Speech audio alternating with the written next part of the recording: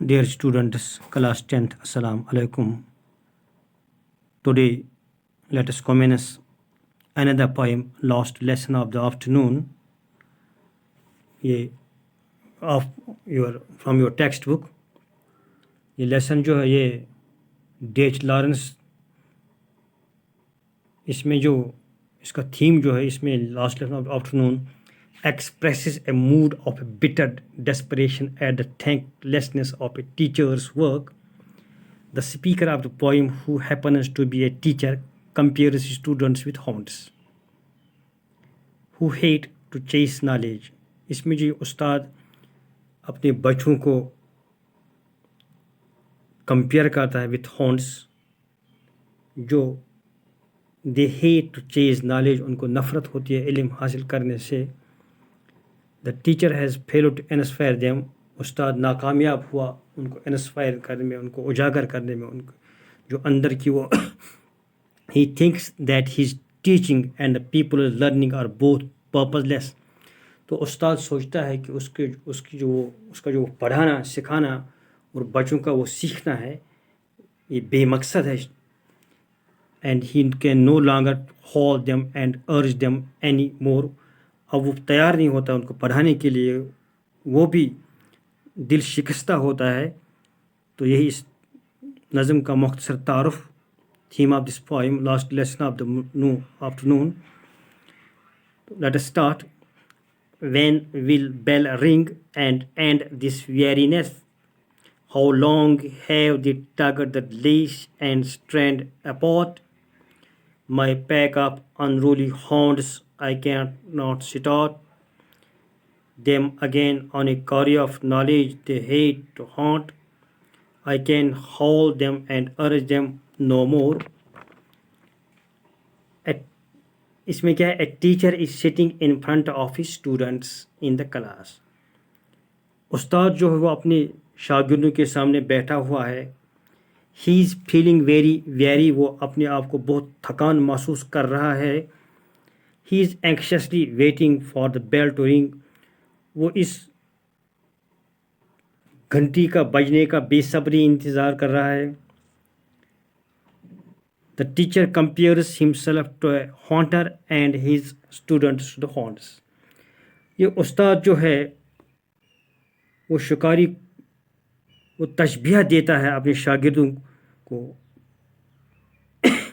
उन कुत्तों की तरह, अपने आप को शिकारी कुत्तों की तरह. The hounds have been tugging the leash for a long time and trying to break them.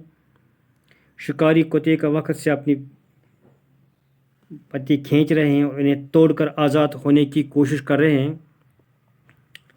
The teacher calls students A pack of unruly horns. उस्ताद अपने तालिब इल्मों को बेकाबी शिकारी कुत्तों का नाम देता है यहाँ, क्योंकि उनको ये मोहब्बत नहीं होता इल्म के साथ. They don't like to teach, to learn.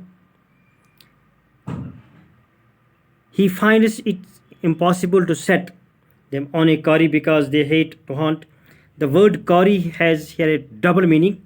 It means an animal that is being haunted. It also means a place from where large amounts of marble etc. can be dug out. इसलिए कि इन्हें एक शिकार के पीछे छोड़ना नामुमकिन लग रहा है, क्योंकि उन्हें शिकार करने से नफ़रत है.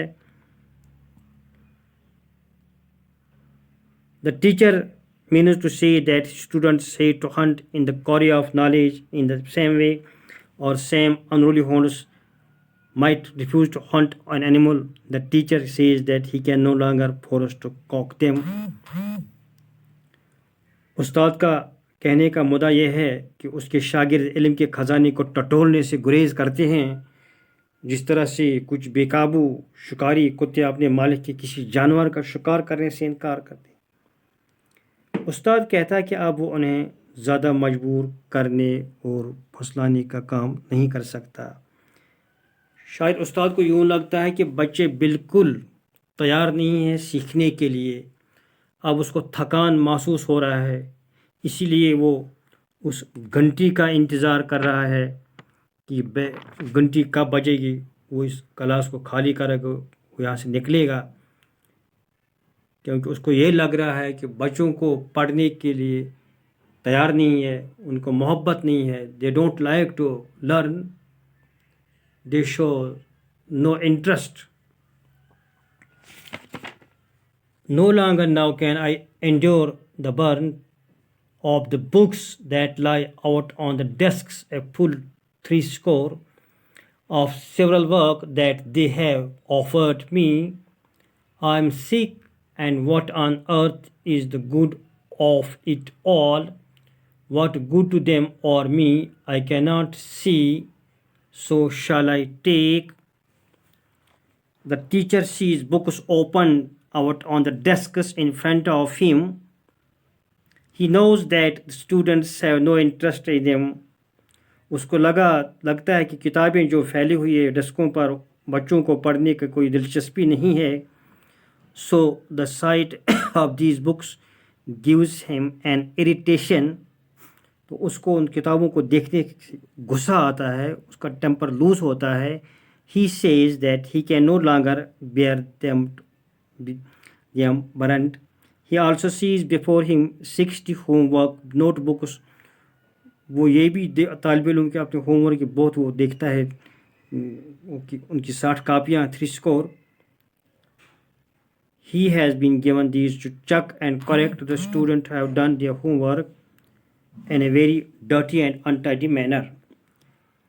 The teacher is sick of all this. He finds no good, and what he is doing it has no good for him or for the students. The teacher fails to understand what good there could be in their future teaching and learning.